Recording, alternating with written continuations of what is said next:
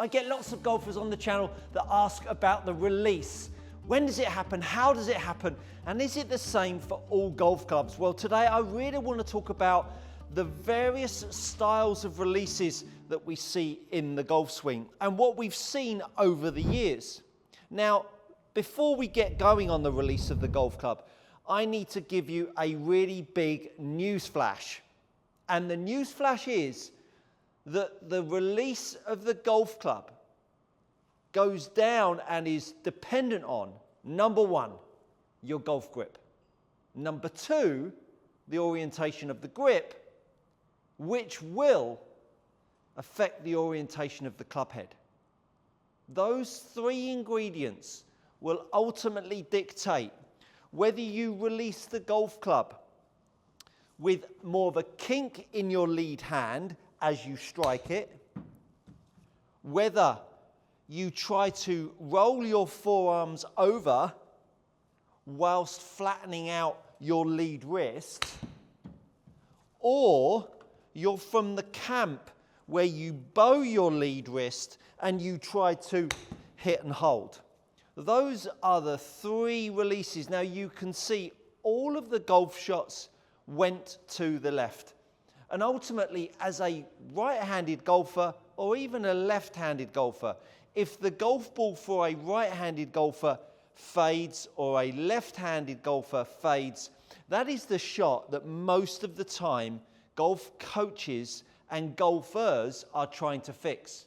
But isn't it strange that most pieces of advice and wisdom now is that you've got to hit a fade to slow the club face rotation down? Again, another news flash is that the face will always try and close itself over. You cannot stop the toe overtaking the heel, whether you like it or not.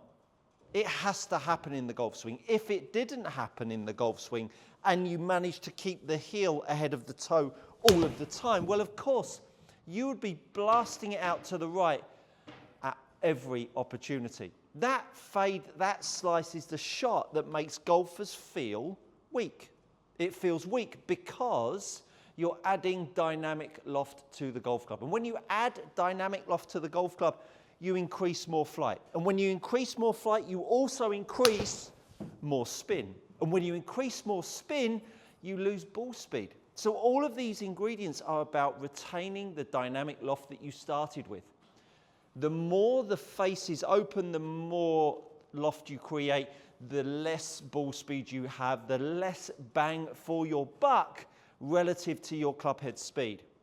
And that's why release over the years has been talked about in terms of trying to keep the toe from moving over the heel. Now, depending on your age and depending on your club head speed, the less you feel the toe overtake the heel through strike, you will either start to feel more powerful or less powerful. But ultimately, we are looking for more control in the shot. We are looking for straighter shots. So most golfers get sold down the route that if you hit the ball straighter by feeling like you take your wrists out of the equation, yes, you end up with a straighter shot.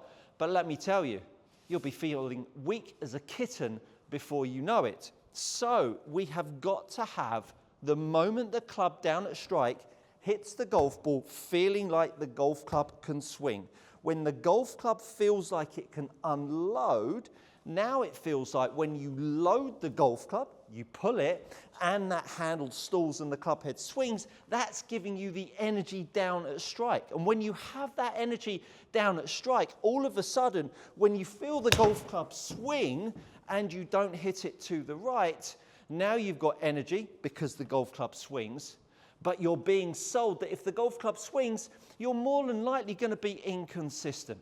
And that's because most golfers don't use their leg action to open their body up. And if you want to find out a little bit more about leg action, go check out these 3 videos here, because that will give you the insights into how to keep your body speed. And when you have good body speed in your golf swing, by use of your legs, by the leg length, you start to feel like you can get more leg length to increase more hip rotation, and not looks like you're down the club on a Friday night after a couple of gin and tonics. you use your leg length to open your hips up, all of a sudden you can now make your body move quicker.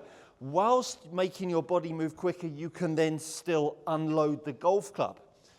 So, the type of the release that you need to start to apply, well, if you've applied the grip that I would advise, this one up here, and if you want to check out a bit more about the grip, go check out this video here too, you'll see the kink in the lead hand. That kink in the lead hand gives you the opportunity to still unload your forearm.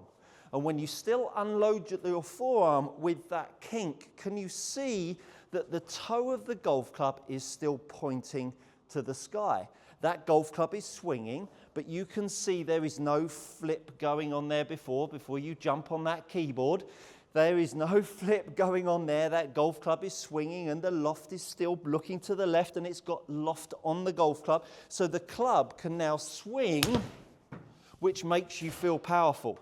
Now, if you allow the golf club to swing and then you start to see the ball going to the left, people will go, oh, you've got too much toe, you've got too much flip. No, all you've not done is allowed your left forearm to externally rotate and allow that kink to stay in place. Because the more you create the kink at address and the more you make the golf club swing as it moves through strike, all of a sudden, when you create more kink, now you can start to create less bend to the left. And the more you put force on that grip and you let that club swing with that kink, you can see that just because it's swinging, because I've got more kink, I can now make that ball still fade. So the control of the kink in your lead arm, lead wrist is crucial, whilst still being able to swing that golf club down through strike, because the release is your opportunity to feel powerful. And if you don't feel the golf club releasing down through strike, you won't be able to feel like you can create the speed at strike that allows your ball to find the fairway, hit the green, and shoot lower scores. So think about how you want to grip the golf club, how that grip affects your release. That release needs to move around the body with the use of leg length and hip rotation. Hopefully you found that useful. The release is crucial to all golfers. Knowing what grip you've got to dictate the type of release you can then affect is crucial. Are you tired of paying too much for your premium leather golf gloves? Head over to gxgolfgloves.com. These are gloves tried and trusted by elite amateurs and tour players alike. Enter my code GOODCOACHING to receive 10% off your next order. Go try them out. You won't be disappointed. Now I think you'll find that, my friends, is good coaching.